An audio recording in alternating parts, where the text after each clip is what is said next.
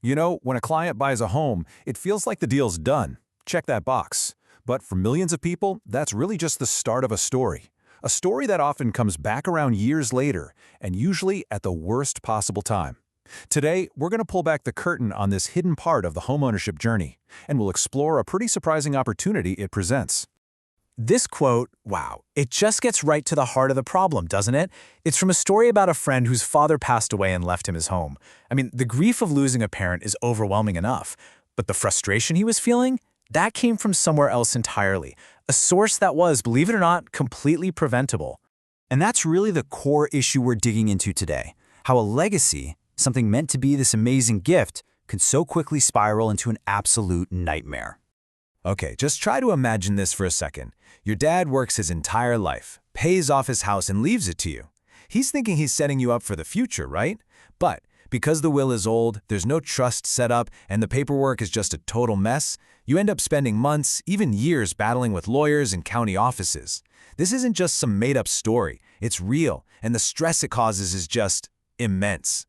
So, hearing that story, it naturally leads you to a big question. Was this just a one-off, really unlucky situation, or is there something much, much bigger going on here?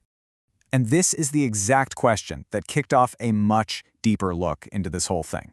Because look, if this kind of frustrating, expensive, and emotionally draining process is common, then we're talking about a problem that affects a huge number of people every single year.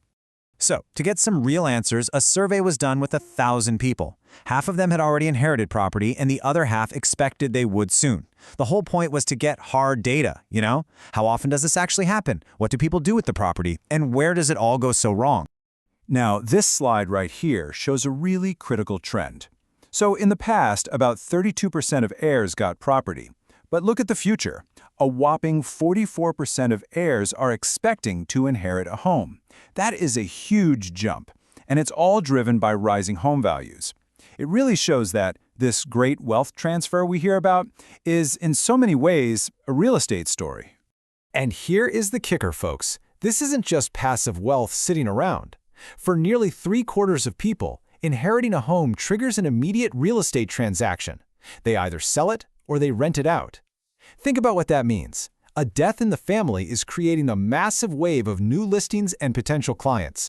But honestly, the most surprising thing in all the data was this giant gap between what people think they're going to do with an inherited home and what they actually end up doing. It's a big one. I mean, just look at this divide. More than 1/3 of people who are expecting to inherit a home have this dream, right? They're going to become a landlord, generate that sweet rental income, but in reality, less than half of them actually do it. That dream of passive income smacks right into a much, much harsher reality. Well, it's the obvious next question, isn't it? What on earth happens between having the plan and taking action that just completely derails so many people and basically forces them to sell instead? And here's why. It's not just one thing, it's this perfect storm of painful, practical problems.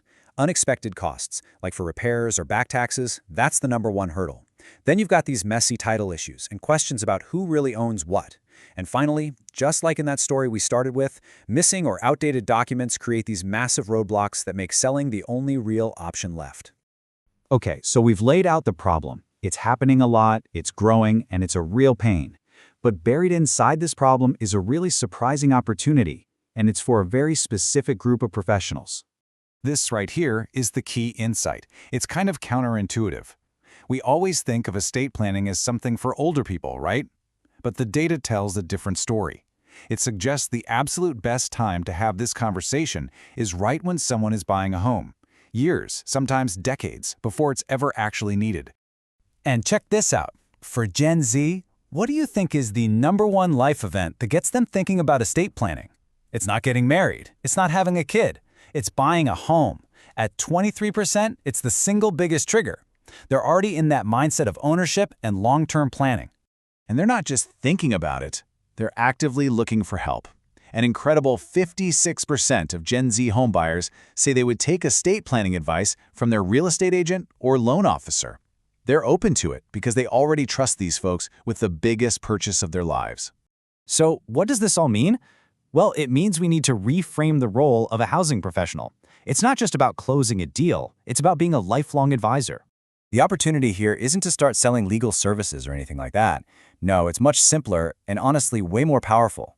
It's about building a deeper relationship by offering guidance. Just mentioning, hey, buying a home is a great time to set up a will or a trust, and then pointing them to a good resource, that is an act of service that clients will remember for years and years. And that brings us right back to where we started. All that frustration and cost my friend went through, it wasn't intentional. His dad just never got around to it. And that exact same scenario is going to play out millions of times in the coming years. A simple conversation at the right moment could prevent so much of that pain. So, for every single professional in the housing industry, this is the final thought I want to leave you with. When the keys are handed over and the deal is officially closed, is that the end?